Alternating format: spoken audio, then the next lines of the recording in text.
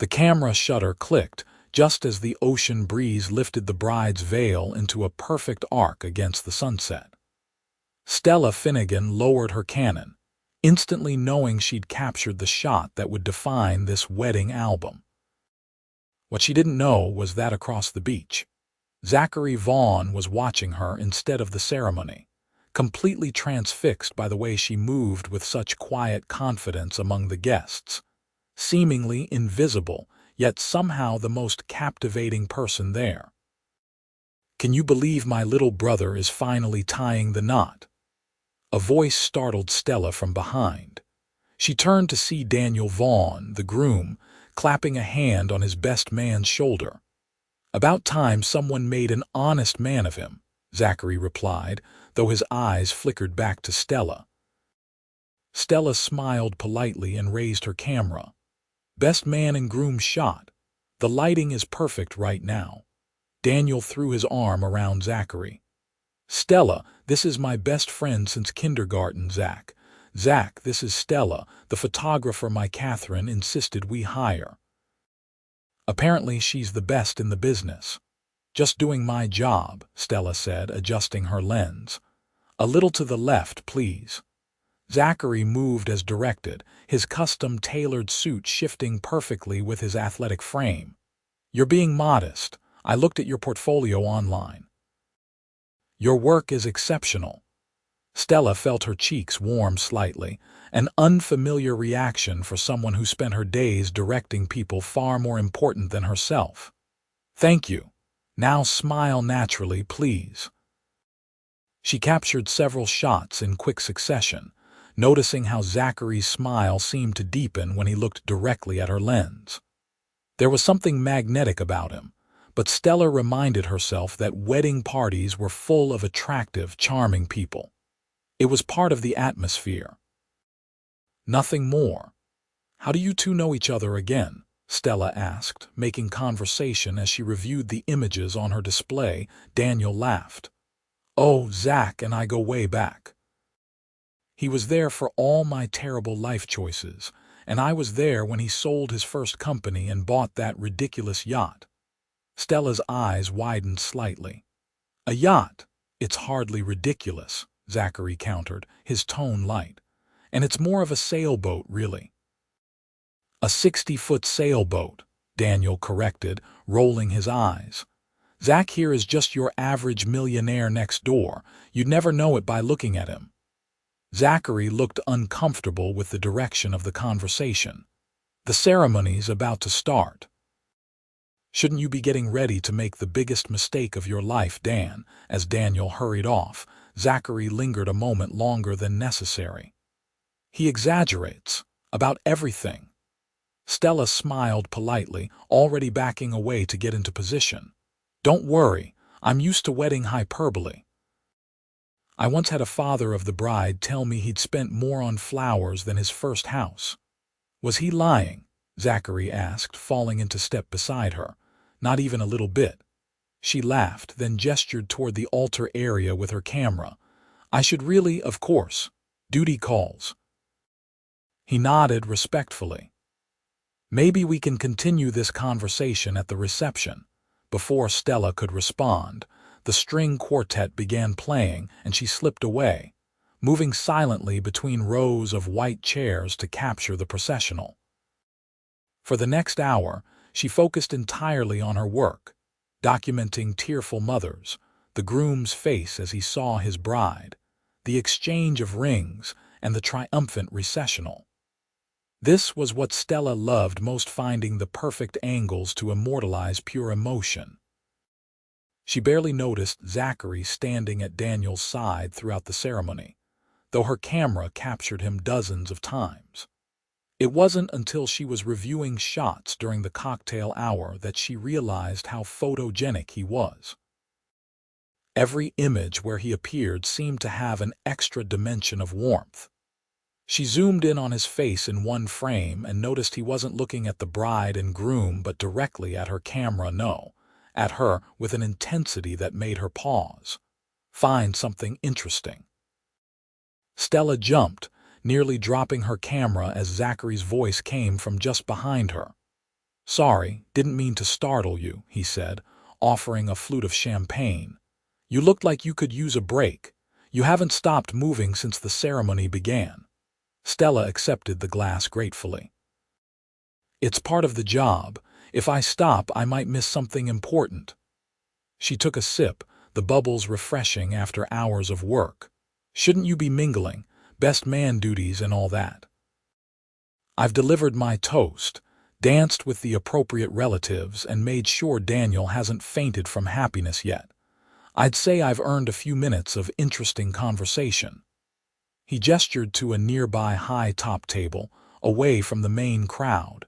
Against her better judgment, Stella followed. She rarely socialized at events. Maintaining professional distance was important, but there was something about Zachary that made her curious. Perhaps it was the way he seemed comfortable yet slightly removed from the revelry, like her. "So, how did you get into photography?" he asked as they settled at the table. "My grandfather gave me my first camera when I was 8. He was a photojournalist during Vietnam." Stella smiled at the memory. "I was hooked immediately. Started with landscapes, then portraits in college. Weddings were actually an accident I filled in when a friend's photographer canceled last minute." "Sometimes the best careers find us, not the other way around," Zachary said thoughtfully. "What do you love most about it?" Stella considered for a moment. "The honesty. A good photograph captures truth, even at events as staged as weddings. There's always a moment when pretense falls away and you see people as they really are." She stopped herself, feeling suddenly self-conscious. "Sorry, that sounds pretentious." "Not at all. It sounds passionate."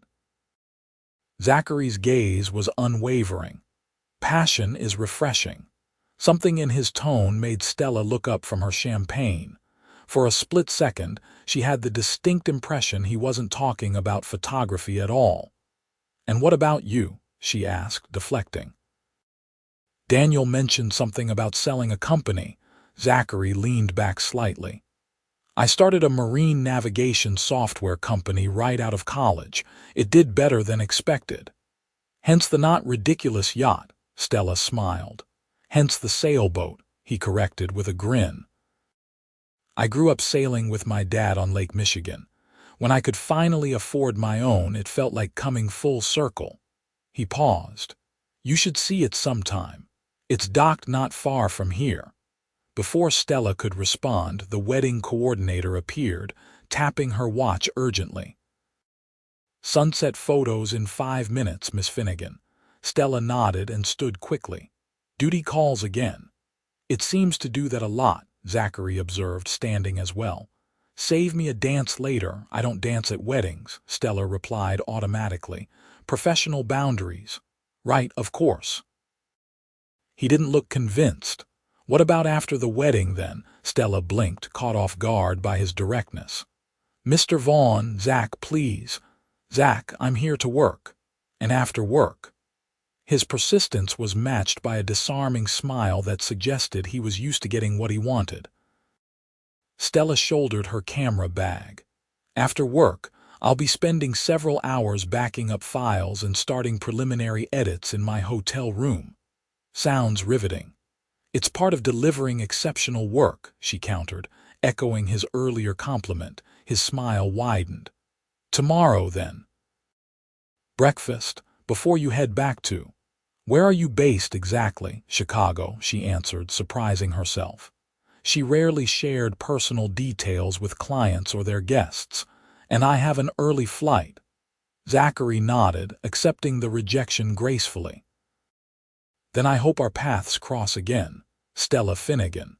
I'll be looking for your name when I need a photographer." She left him standing there, feeling oddly regretful as she hurried to catch the golden hour light.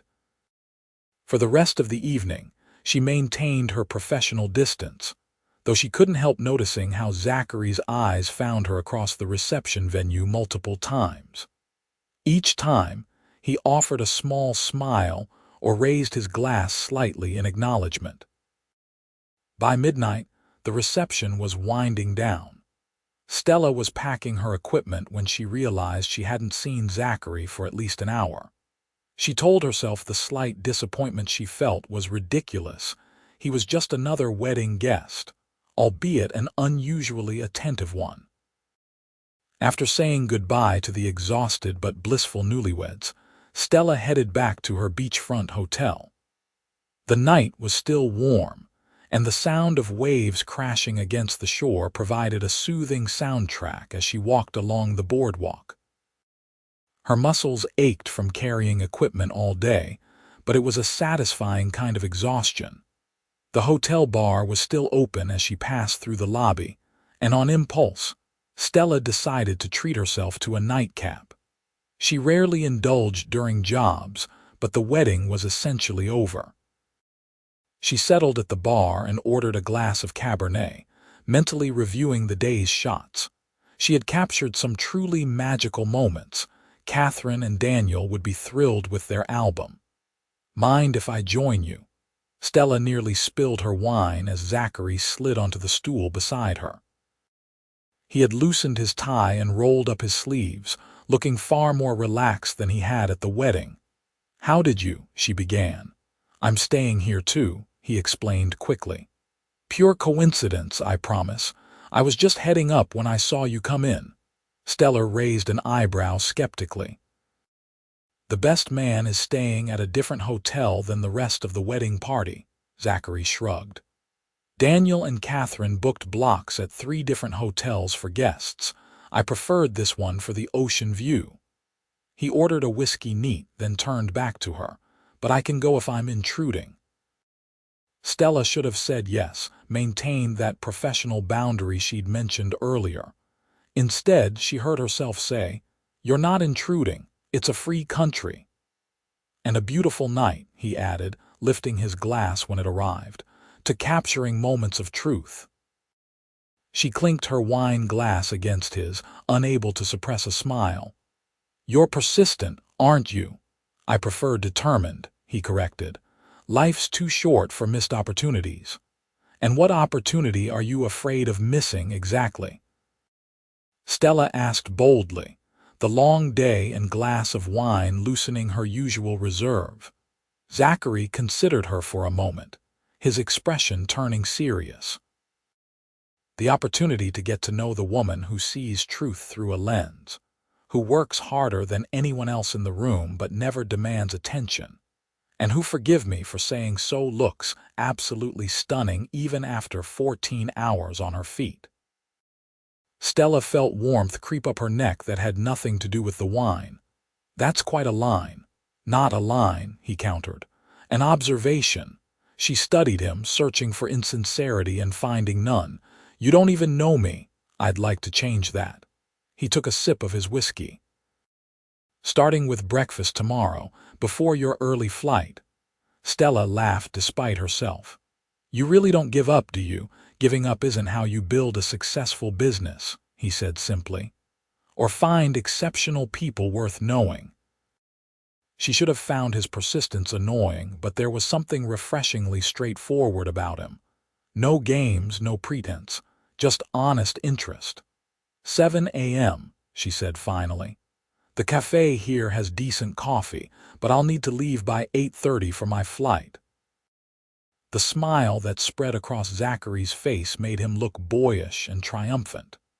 "I'll be here at 6:50. True to his word, Zachary was waiting in the hotel cafe the next morning when Stella arrived at 7 sharp. He stood as she approached, dressed casually in jeans and a navy Henley that suggested he'd already been up for hours. "Good morning," he greeted her, pulling out her chair. "Sleep well." "Like the dead," Stella admitted, settling into her seat. "Wedding days are marathons." They ordered avocado toast for Stella, an omelet for Zachary, and fell into surprisingly easy conversation. He asked thoughtful questions about her photography business, seeming genuinely interested in the challenges she faced as a small business owner. "The hardest part is scale," she explained. "I could book more weddings, but then I'd need to hire associate photographers, which changes the product I'm offering." My clients hire me specifically for my eye. Zachary nodded. The classic entrepreneur's dilemma. Grow and potentially dilute your brand, or stay small and limit your reach. Exactly. She was impressed by how quickly he understood. For now, I'm staying small and charging appropriately, quality over quantity. A philosophy I respect, he said, reaching for his coffee. Though I went the opposite route, scaled up, sold the company, now I'm figuring out what's next. And what is next? Stella asked, genuinely curious. Zachary looked out toward the ocean. I'm investing in sustainable aquaculture projects. Fish farming, but done right, no antibiotics, no overcrowding, minimal environmental impact. It's less glamorous than tech, but potentially more meaningful. Stella studied him with new interest. That doesn't sound like someone who bought a yacht just because he could, he laughed. The sailboat was admittedly an indulgence, but it's also where I do my best thinking. He hesitated before continuing. I'm heading up the coast for a few weeks, actually. Working remotely while exploring the shoreline. Sounds idyllic, Stella said, glancing at her watch. She was surprised to see it was already 8:15. I should probably get going soon. Of course. Zachary seemed to be considering something. This may be forward, but I'm going to be in Chicago next month for a conference. Would it be all right if I called you then? Stella hesitated. Their breakfast had been enjoyable, and there was undeniable chemistry between them, but she wasn't sure about pursuing anything further with a man who lived a completely different life from hers. I'm not sure that's a good idea, she said carefully. You're Daniel's friend, which makes this complicated professionally. One dinner, he pressed gently. No strings attached. If it's awkward, we never have to see each other again. Something about his earnestness broke through her reservation. Stella found herself reaching into her bag for a business card. She wrote her personal cell number on the back before handing it to him. One dinner, she agreed. Call me when you're in town. His smile as he pocketed the card made her heart beat a little faster. As they said goodbye in the lobby, he surprised her by taking her hand and bringing it briefly to his lips. Safe travels, Stella Finnegan. I'm looking forward to next month. She managed to maintain her composure until she was safely in her Uber to the airport. Only then did she allow herself to smile like a teenager with a crush. One dinner couldn't hurt, she reasoned, and Chicago was her home turf. She could keep things casual, professional. But as her plane took off, carrying her away from the beach and back to her everyday life, Stella couldn't shake the feeling that meeting Zachary Vaughn might be more significant than she was ready to admit. The weeks following the beach wedding were filled with Stella's typical routine editing sessions, client meetings, and shooting 3 more weddings.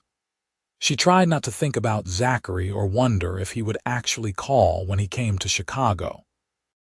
Men like him, wealthy, handsome, worldly, often made promises they didn't intend to keep. So when her phone rang on a Tuesday afternoon in early October, displaying an unknown number, Stella was genuinely surprised to hear Zachary's voice on the other end. Stella, it's Zachary Vaughn. From Daniel's wedding. I remember, she replied, trying to sound casual despite the sudden flutter in her stomach. You're in Chicago, just arrived yesterday. The conference starts tomorrow. There was a pause. Is that dinner invitation still open? Stella checked her calendar, though she already knew she was free that evening. I could do tonight, actually, if that works for you. Perfect. The smile was evident in his voice. I'm staying at the Langham. There's a great restaurant on the river not far from here, Portsmouth. Would 8 o'clock work? I'll meet you there, Stella confirmed. Already mentally assembling an outfit after they hung up, she chastised herself for feeling so excited. It was just dinner with an interesting person, she reasoned. Nothing more. Yet she spent an uncharacteristic amount of time getting ready that evening.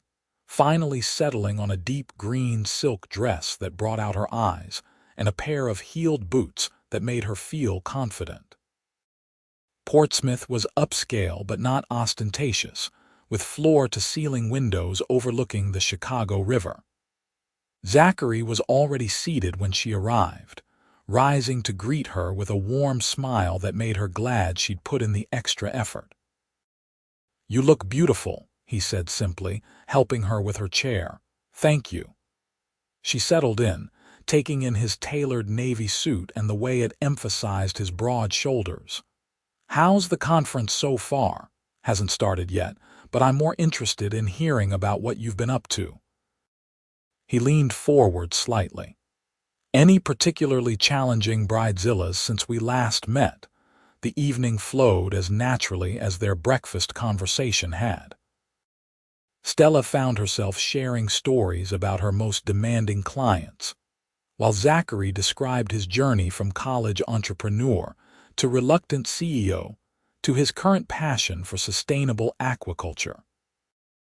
They discovered a shared love of classic films and a mutual dislike of social media's impact on authentic experience. "That's part of why I love your work," Zachary said as they shared a chocolate soufflé for dessert. "You capture genuine moments, not staged perfection for Instagram." "You've only seen my wedding portfolio," Stella pointed out. "How would you know my style so well?" Zachary looked slightly abashed. "I may have done some research. Your website has a photojournalism section that's quite compelling. You looked me up." Stella wasn't sure whether to be flattered or concerned. "Professional curiosity," he said smoothly. "Though I'll admit, I was hoping to find more about the photographer, not just her photographs." Stella twirled her dessert spoon. "And were you disappointed?" "Only that there wasn't more to discover." His gaze was direct. "You maintain a remarkably low profile for someone so talented." "I prefer to let my work speak for itself," she replied. "Besides, not everyone wants their personal life searchable online." Zachary nodded thoughtfully. "Fair point." "Then I'll have to learn about you the old-fashioned way by asking questions and listening carefully." There was something disarming about his honesty. Throughout dinner, Stella had been looking for the catch, the warning sign that would justify her initial hesitation. Instead, she found herself increasingly drawn to his intelligence, his passion for his work, and the way he listened as though her thoughts were the most fascinating he'd ever encountered. After dinner, he suggested a walk along the river, and Stella agreed despite the October chill. They strolled side by side, close enough that their hands occasionally brushed, sending unexpected warmth through her fingers. "I've been thinking about something," Zachary said as they paused to look out over the water. "The aquaculture project I'm developing needs documentation photographs that capture both the technical aspects and the human element. Would you consider taking on a commercial project like that?" Stella looked at him in surprise. "Are you offering me a job?" "More like proposing a collaboration," he clarified. "Your eye for authentic moments would bring something unique to the project, and selfishly, it would give me an excuse to see you again." She laughed softly. "You don't need a business proposition for that." The words slipped out before she could consider them. Zachary turned to face her fully, his expression serious. "Does that mean you'd be open to seeing me again, without the pretense of work?" Stella took a deep breath, the cool air clearing her head. "I would," she admitted. "Though I should warn you that my schedule is unpredictable and I'm not particularly good at," she gestured vaguely between them, "this." He raised an eyebrow, a smile playing at his lips. "Dating," she clarified. "Relationships. I've always put my career first." "So have I," Zachary said, stepping closer. "Maybe that's why this feels different." Before Stella could respond, he leaned down and kissed her, gently at first, then with increasing certainty as she responded. His hand came up to cradle her face, warm against the cool night air. When they finally broke apart, Stella felt slightly dizzy, and not from the wine at dinner. "I've wanted to do that since I saw you concentrating so intently behind your camera at the wedding," Zachary confessed, his thumb tracing her cheekbone. "I'm glad you waited," Stella replied, smiling up at him. "Professional boundaries and all that," he laughed, wrapping an arm around her as they continued their walk. "How long are you in Chicago?" she asked, leaning slightly into his warmth. "The conference ends Friday, but I could be persuaded to extend my stay through the weekend," he said. "That is, if you're free. I have a wedding on Saturday," she admitted regretfully. "All-day affair in the suburbs." Zachary's face fell slightly, but he recovered quickly. "Sunday, then." "I could make a late flight back." "Sunday would be perfect," Stella said. "I could show you some of my favorite spots in the city." They made plans to meet that weekend, and when they finally said goodnight outside her apartment building, Zachary kissed her again, lingering a moment longer than necessary. "I'll call you tomorrow," he promised. Stella watched him walk back toward the waiting Uber, a mixture of excitement and trepidation swirling inside her. She was attracted to Zachary, certainly, but she was also wary of the complications his lifestyle might bring. Long-distance relationships rarely worked, and their worlds seemed so different. Yet as she climbed the stairs to her apartment, she couldn't help smiling at the prospect of seeing him again.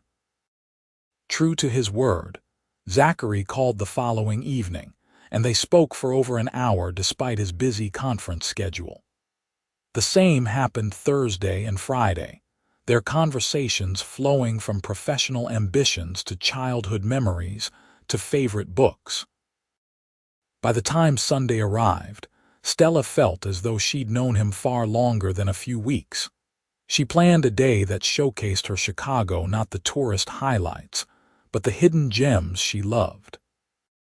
They started with breakfast at a tiny cafe in Pilsen, followed by a visit to a little-known photography gallery in the West Loop. For lunch, she took him to a hole-in-the-wall Polish restaurant that had been her grandfather's favorite. "This pierogi is the best thing I've ever tasted," Zachary declared, closing his eyes in appreciation. "How is this place not packed?" "The best places rarely are," Stella replied, pleased by his enthusiasm. "My grandfather used to bring me here when I was little. The owners haven't changed the recipe in 40 years. After lunch, they wandered through Lincoln Park, stopping to watch a group of elderly men playing chess near the conservatory. The fall colors were at their peak, and Stella couldn't resist taking a few photographs as Zachary watched with undisguised admiration. "You see things differently," he observed as she showed him a shot of light filtering through red maple leaves. "You find beauty in details most people miss." "It's just practice," she demurred. "Anyone can learn to see this way." "I don't think so," he countered. "It's a gift."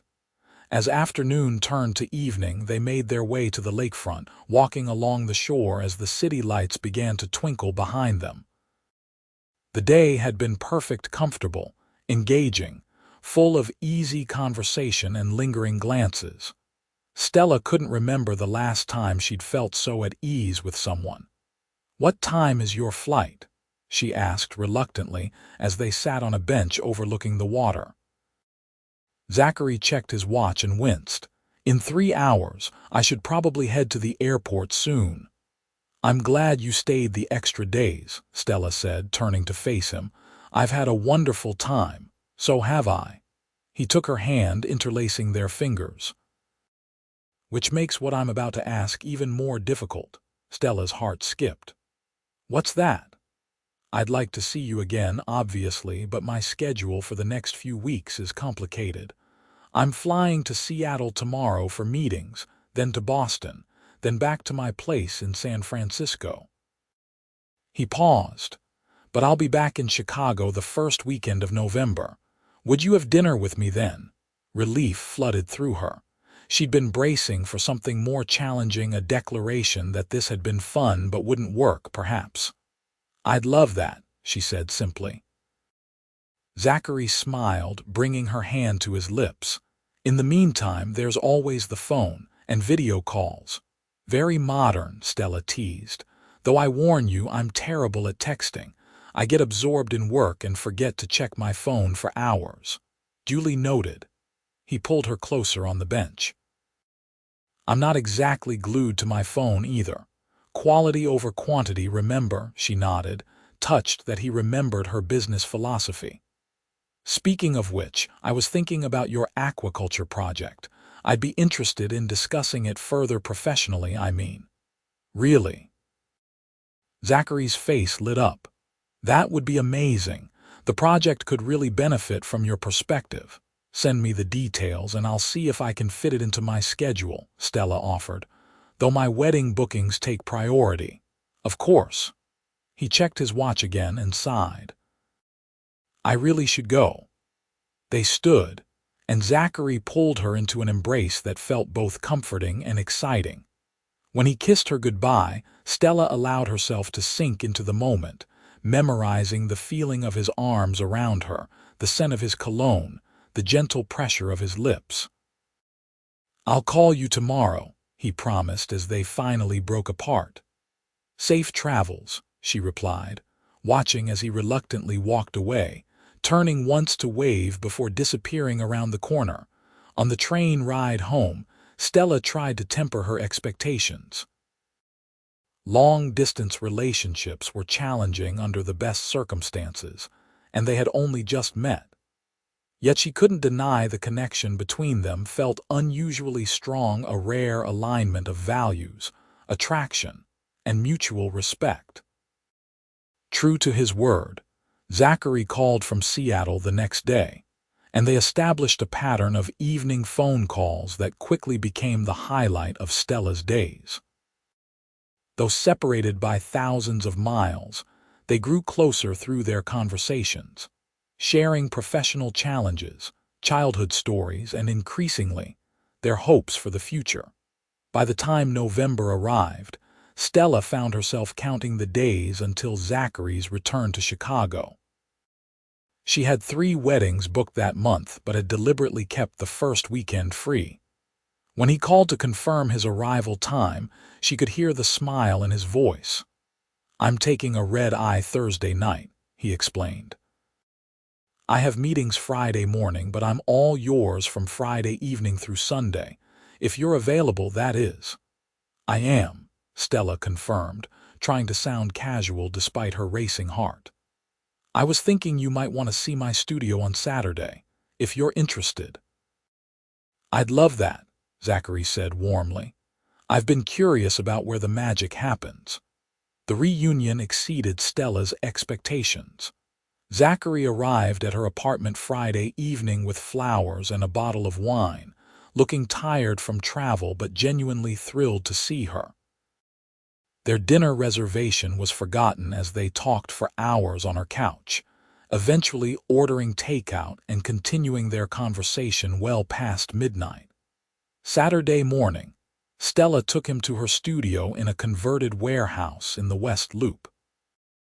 The space was flooded with natural light, with white brick walls covered in framed examples of her work. A large editing desk dominated one corner, while portable backdrops and lighting equipment filled another. "This is incredible," Zachary said, turning slowly to take it all in. "It's exactly how I imagined it would be, organized but creative, professional but personal." Stella smiled, pleased by his observation. "It took years to find the perfect space. The light is what sold me. It changes throughout the day in the most beautiful ways." As she showed him her equipment and workflow, Stella was struck by how genuinely interested he seemed. Most people's eyes glazed over when she discussed the technical aspects of photography, but Zachary asked thoughtful questions and seemed to grasp concepts quickly. "You know," he said as they were leaving the studio for lunch, "I've been thinking more about the aquaculture project. The first site will be operational in March, off the California coast. The timing might work well with your wedding off-season. I'd need to see a formal proposal, Stella replied, professional despite the personal nature of their relationship. Budget, scope, timeline, all of it. Of course, Zachary agreed readily. I'll have my team put something together. No pressure either way. Lunch stretched into an afternoon at the Art Institute, where they discovered a shared appreciation for Edward Hopper and debated the merits of various modern artists. By evening, they were both reluctant to part, even for the few hours it would take to change for dinner. "Stay," Zachary suggested as they stood outside her apartment. "We could order in again, watch one of those classic films we both love." Stella hesitated only briefly before nodding. "I'd like that." The evening that followed was both comfortable and thrilling, cooking together in her small kitchen, arguing good-naturedly over film choices, and eventually falling into her bed with an urgency that surprised them both. Afterward, lying in the quiet darkness of her bedroom, Stella realized with sudden clarity that what she felt for Zachary was more than attraction or infatuation. "What are you thinking?" he asked softly, his fingers tracing patterns on her bare shoulder. "That this is complicated," she admitted. "You live in San Francisco, I'm here. We both have demanding careers." Zachary propped himself up on one elbow. "It doesn't have to be complicated. We like each other. We want to be together. The rest is logistics." "Logistics matter," Stella insisted. "Long-distance relationships take work, time, planning, all things we're both short on." "True," he acknowledged. "But worth it for the right person, don't you think?" The question hung between them, laden with meaning. Stella looked up at him, at the earnestness in his expression, and felt her reservations begin to crumble. "I think," she said slowly, "that I'm willing to find out." His smile was answer enough as he pulled her close again. They spent Sunday in a bubble of their own making, reluctant to acknowledge his impending departure. When the time finally came to say goodbye, Zachary held her tightly. "I've never met anyone like you," he murmured against her hair. "I'm not walking away from this." "Neither am I," Stella promised, surprising herself with her certainty. "We'll figure it out." The weeks that followed established a new pattern in their relationship. Zachary arranged his travel schedule to include Chicago whenever possible, sometimes just for 24 hours between other commitments. Stella found herself checking flight options to San Francisco during gaps in her wedding schedule.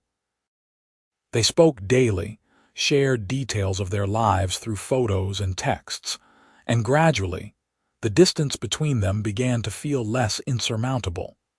In December, Zachary invited Stella to spend Christmas at his San Francisco home. She hesitated, knowing it represented a significant step forward, but ultimately agreed. Her family celebrated on Christmas Eve, leaving her free to fly out on Christmas Day. When her plane landed at SFO, Zachary was waiting at arrivals, his face breaking into a brilliant smile as she emerged from the security area. He swept her into an embrace that made nearby travelers smile, kissing her as though they'd been separated for months rather than weeks. "Welcome to San Francisco," he said, taking her carry-on bag. "I hope you're ready for a proper tour." Zachary's home was not what Stella had expected. Rather than the sleek, minimalist space she'd imagined, she found herself in a renovated Victorian in Pacific Heights, filled with warm colors, comfortable furniture, and an impressive collection of photography books and nautical maps.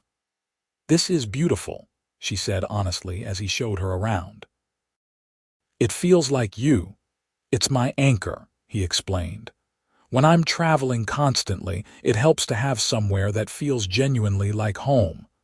The days that followed were some of the happiest of Stella's life.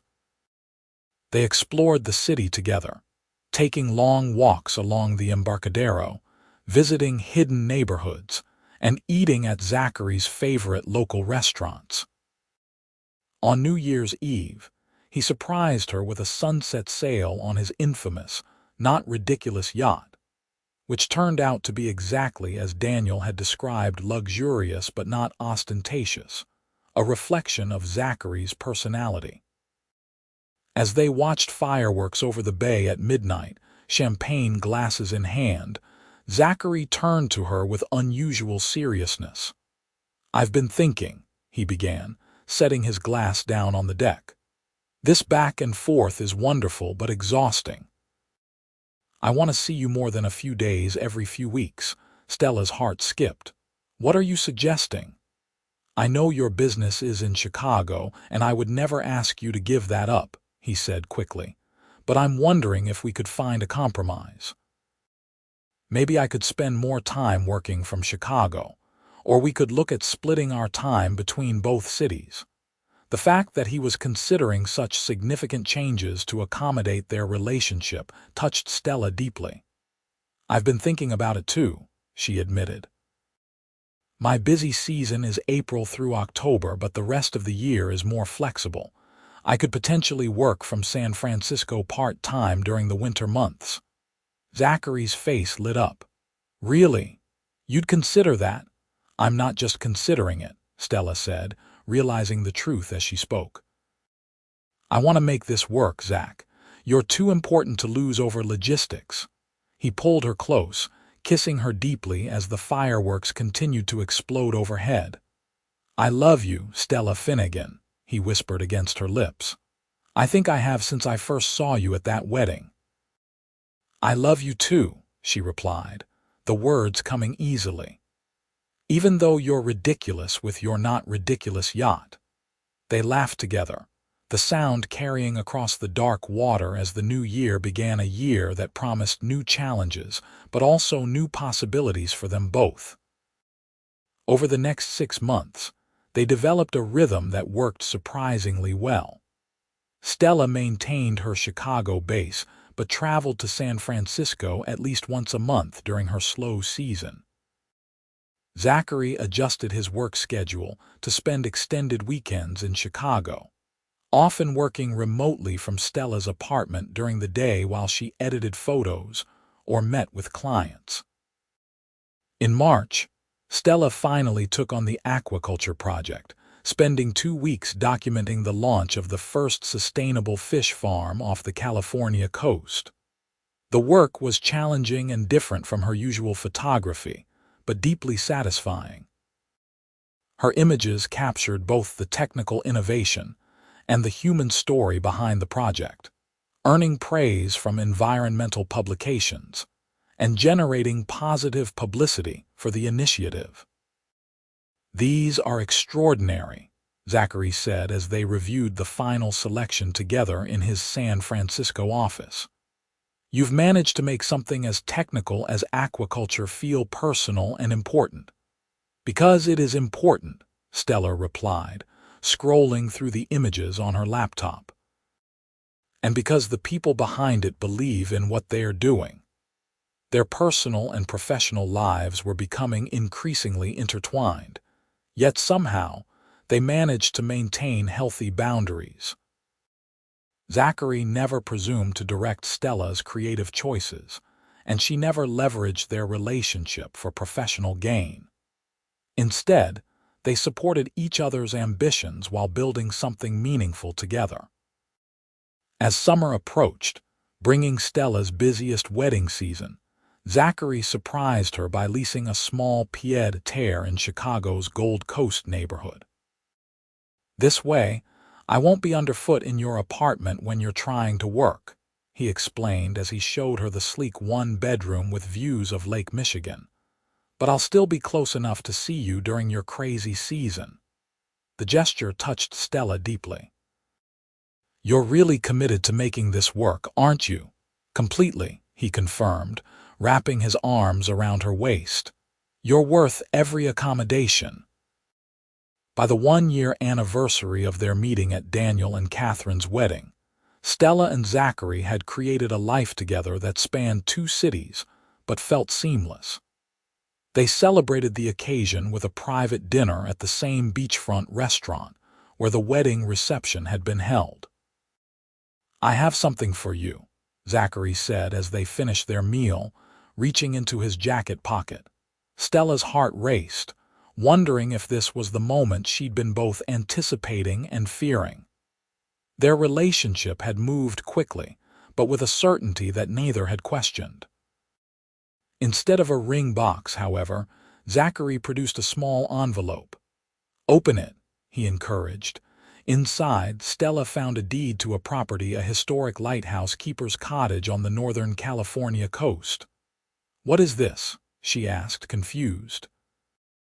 "Our compromise," Zachary explained, his eyes bright with excitement. "It's halfway between San Francisco and wine country, with space for a state-of-the-art photo studio. I thought it could be our home base, a place that's ours, not mine or yours." Stella stared at the deed, emotions washing over her in waves. "You bought a house for us. Only if you want it," he said quickly. "If you don't, we can sell it or keep it as a weekend place. There's no pressure." But there was something in his expression, hope, vulnerability, love, that made Stella's decision immediate and certain.